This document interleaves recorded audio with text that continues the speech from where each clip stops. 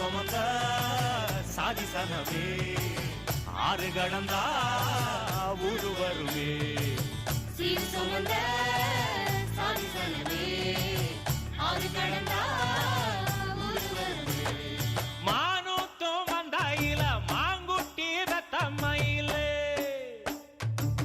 பொட்டப்புள்ள பிறந்த